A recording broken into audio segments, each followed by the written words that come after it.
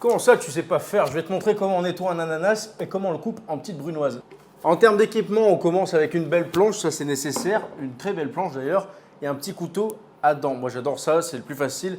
Tu prends ton ananas, on enlève la tête, on enlève le cul, et maintenant le but ça va être d'enlever que la peau, tu vois, tu suis la forme de l'ananas avec ton couteau et tu fais attention à pas trop en enlever, sinon tu jettes tout le fruit, ça sert à rien.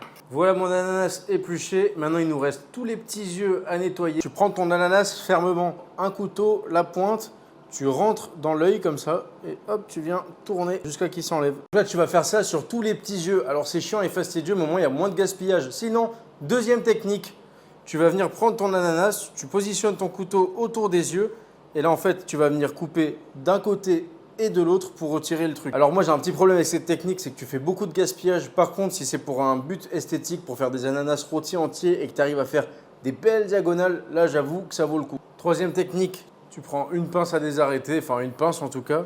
Tu viens te positionner sur l'œil, tu pinces et tu l'enlèves.